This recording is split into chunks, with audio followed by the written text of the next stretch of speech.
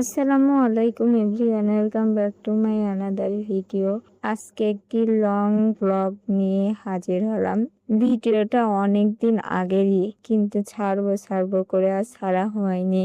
এই ভিডিওটা হলো ঈদের 2-3 দিন পরে আমরা ফ্যামিলির সবাই মিলে ঘুরতে গিয়েছিলাম বাওরে। সেটারই ভিডিও। মেইন রোডের থেকে বাওরটা একটু দূরে, এই কারণে আমরা ইজি বাইক ছেড়ে দিছিলাম, দিয়ে হাঁটতে লেগেছিলাম। ভাবছিলাম অল্প একটু, কিন্তু অনেক দূর হাঁটতে হাঁটতে যাচ্ছিলাম সবাই মিলে। মজা লাগছিল, মেঠো পথে হাঁটার একটা মজাই আলাদা।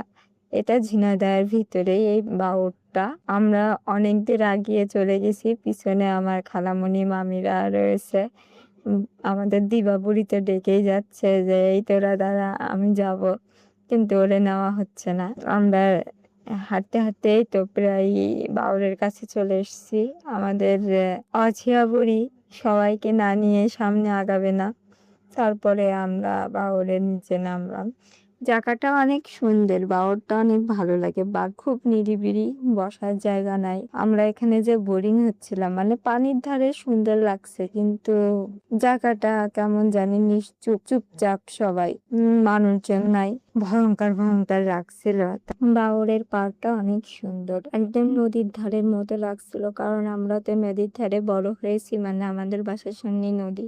এই জন্য এটা বাউর মনে হচ্ছিল না, নদীর পাড়ই মনে হচ্ছিল। যাই হোক, বেশিক্ষণ আর থাকলাম না, তাই আমরা বেশিক্ষণ আর না থেকে বের হয়ে পড়লাম রেস্টুরেন্টের জন্য।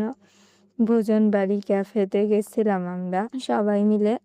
তারপর আমরা চটপটি অর্ডার দিলাম, ওরা সবাই খেলো, আর আমরা 3 ভাই বোন আবার চিকেন ফ্রাইটা অর্ডার দিছিলাম। এখানকার চটপটিটা একদমই বাজে, না টক দিছে এবং কেমন যেন অতিরিক্ত ঝাল।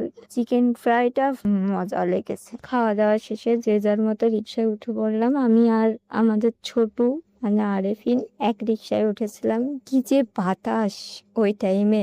ভিডিও পর্যন্ত, আল্লাহ হাফেজ।